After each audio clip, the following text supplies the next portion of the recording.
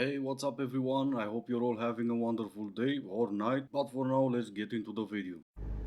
So I was recently breadcrumbed for the last 6 months and then ghosted at the end of it. And if I'm honest, I feel like I'm doing this video because I made a video recently about ghosting and how it's a thing to do and you shouldn't do it to people. And I got a little bit of backlash and I received a couple of messages and there was comments to say, how do you even know what it feels like to be ghosted? And I bet you've never been ghosted. Well, newsflash, I was breadcrumbed for 6 months, then ghosted at the end of it. So I know exactly how it feels. I am the type of girl, I will only put into one person, so I will put my time and effort into one person at a time. I can't date multiple people. She is that amazing, and she might as well be that amazing, but a long term relationship, even though it only lasted for 6 months, does not end with someone just ghosting. There's either something you're not telling us or that wasn't even a situationship. I'm single, so sometimes hot men will show up on my TikTok algorithm. Sue me, it happens, whatever. They're nice to look at. And so then, because I am nosy, and because in today's day and age, it's very possible to meet a partner online on the internet. Plenty of couples have come out of TikTok. So I go and I click on their profile, and then they have a Bible verse in their bio. And I personally am not religious. And I don't really care what you believe, but if your religion is so important to you that you have a Bible verse up there, we are not compatible. So I get annoyed and then I have to block these men because I don't want to see them again. I don't want to see them and then forget that I've already been through this and go have to click on their profiles again and see the thing and whatever. So they get blocked. And it would be really nice if the algorithm would serve me people that don't do that. So yeah, tall, hot, mustached men who are not religious.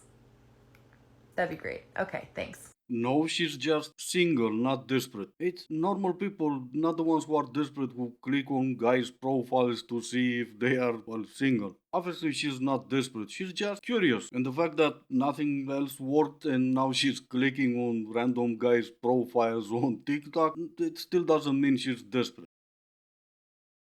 Narcissists are dumb, like dumb as rocks. No disrespect to rocks. Now, before anyone runs to my comments saying, well, I'm a narcissist and I'm smart, or I know a narcissist and they're smart, well, you're confusing the packaging with the product. Narcissists look smart. They collect big words like trophies.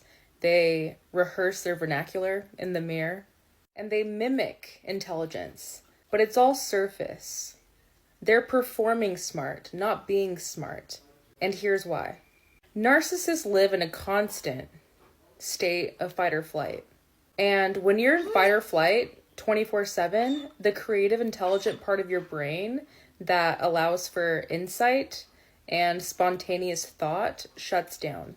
So in real time, in an unfiltered conversation, they can't ideate, they can't improvise, they can't say anything original. They're contrived and scripted.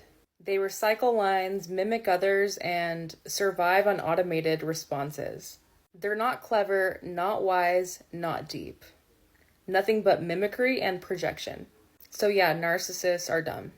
Dumb as I love it how they care to mention from the beginning if you disagree in the comment section, you're just wrong. She even took it a step further and said if you are a narcissist and you are smart, you are not because you're confusing the package with the product. I'm pretty sure if I'm talking about myself, I'm not confusing anything. And not that you were not wrong in everything you've said, but the part that you were wrong the most was narcissists live in a fight or flight state. They absolutely do not. Whoever is dealing with them is, but they are not.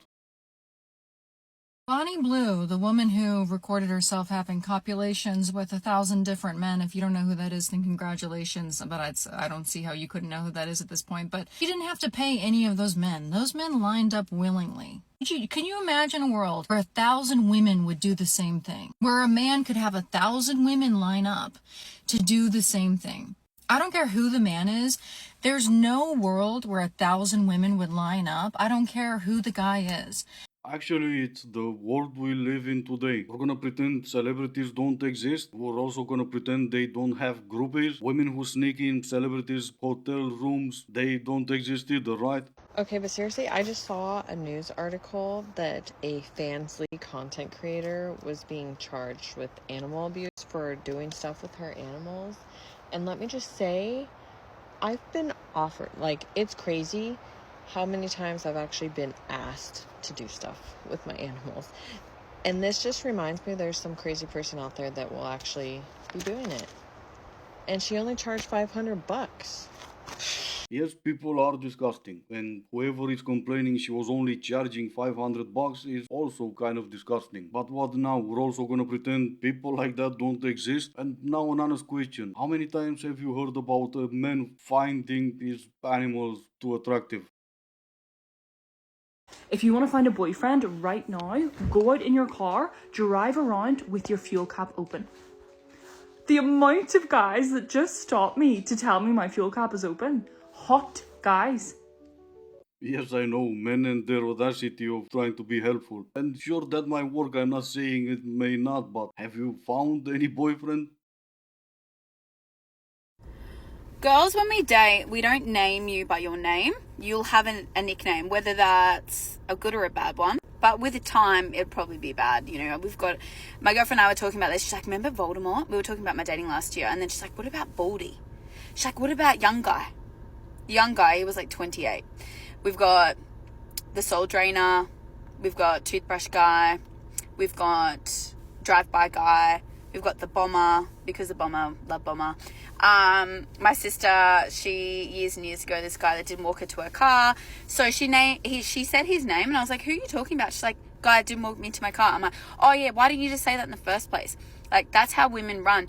So in my phone, you know, sometimes it'll pop up and be like, dark cloud has messaged you. I'm like, it's about to rain. That is literally how we work. And you get real creative. And it ends up being funny. Like, if you're going through my contact list, you'd be like,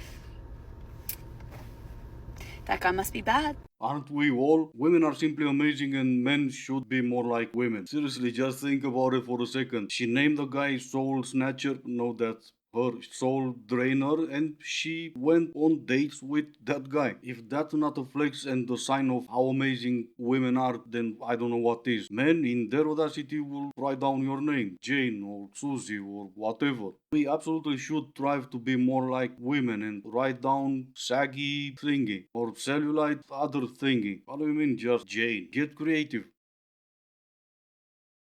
I know I'm going to get a lot of hate for saying this out loud, but women, if you are in a relationship or dating, remember there is no 50-50. You shouldn't be paying any bills, not because you can't, but because your man should be treating you like a queen. And I felt like saying that because I'm right in front of the Buckingham Palace in London, and I realized that every man should treat his woman like a queen, because otherwise there are a million others who are totally ready to do that. So don't settle for anything less than you deserve, ladies. Men should treat you like a queen because I'm standing in front of Buckingham Palace. Sure, then women should give it to me for free because on my way home I passed so many street corners. And I said, well, how hard can it be? Boys do it. And then I said, how hard can it be? Boys do it. That was, if you're only listening, changing my age from 33 to 27 on dating apps because guys always lie about their age on there. Why can't I? Oh, I don't know, because maybe everything about you is already a lie. I don't even know why we call them wet tissues anymore. We should just call them lie detectors. This is everything I charge my husband for my stay-at-home mom services. I wrote it all down so I can go ahead and explain. My husband gets paid tomorrow, so that means that he will pay me out tomorrow as well. I charge him $20 per load of dishes that I do. I usually do that about 2 to 3 times a day, 5 days a week. That's about $300 a week. I charge $35 per load of laundry. I do laundry about 4 times a week, that being about $140. $60 per bathroom per clean, and I usually do that about 2 times a week. I kind of go in and do a deep clean. That ends up being about $240 a week. I charge $100 to clean all of the floors. That includes sweeping, the mopping, and that includes every bedroom. So I don't think that's bad. I do that about 2 to 3 times a week, so we say about $300 a week. Yeah, let's get you to the final amount already. That's from Monday to Friday because I don't work on Saturdays or Sundays. So the total that I charge my husband every week for all of my stay-at-home services is about $2,700. Well, that's reasonable. Of course, you only work Monday to Friday, so I'm guessing you pay him for everything he does on the weekend? Oh no, I didn't think so. And of course, it didn't took that long for all the single queens to gather in her comment section and say something like this. The ones who know. She's pointing out that she is the one who allows him the life and job that he has, not the other way around. Take note. Well, of course, she allows him to go to his glamorous 9 to 5 job because she's gonna need him to come home and get ripped off.